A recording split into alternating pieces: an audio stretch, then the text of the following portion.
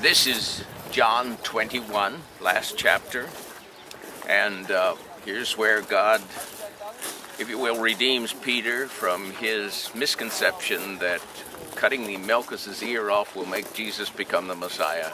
Judas wanted to do it through selling 30 pieces of silver, felt convicted afterwards because he knew what Zechariah had said this would be done, and committed suicide after that, but he too wanted them to come out.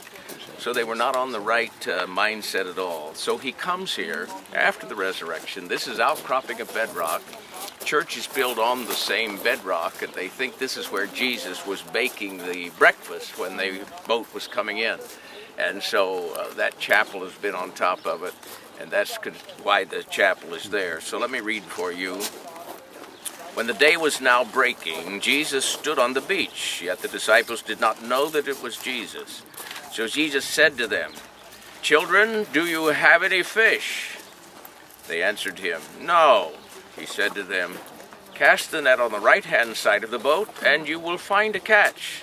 So they cast, and then they were not able to haul it in because of the great number of fish. Therefore, the disciple whom Jesus loved, said to Peter,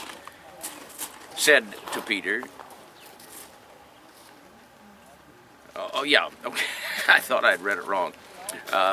It is the Lord. So when Simon Peter heard that it was the Lord, he put his outer garment on, for he was stripped for the work, and threw himself into the sea. But the other disciples came in the little boat, for they were not far from the land, but about 100 yards away, dragging the net full of fish.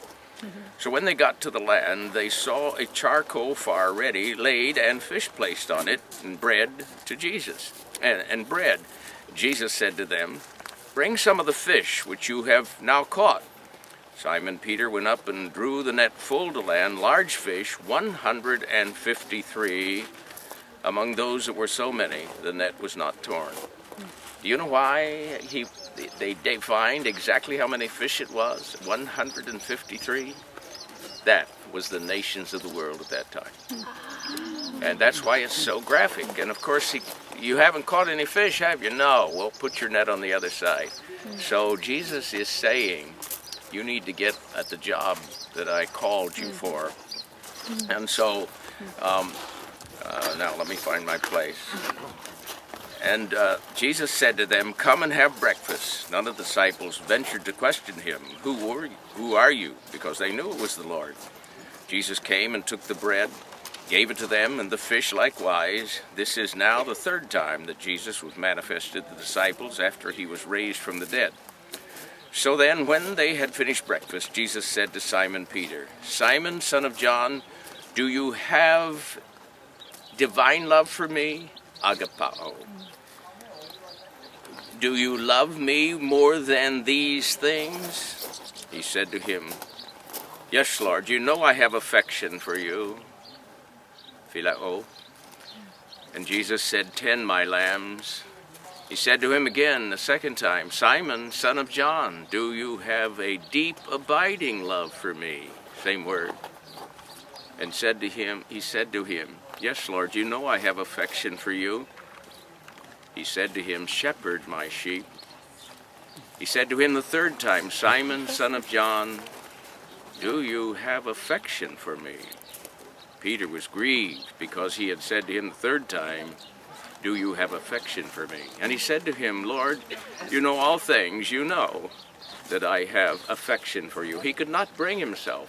And Jesus asked 3 times. He's remembering 3 denials. Jesus, of course, 3 days, and he had given up. And so to chronicle the place, look at the sculptures behind the tree there, but it's Peter on his knees and Jesus hand over his head to commission him. So this is reasonably the spot, but the incident is far more than the spot.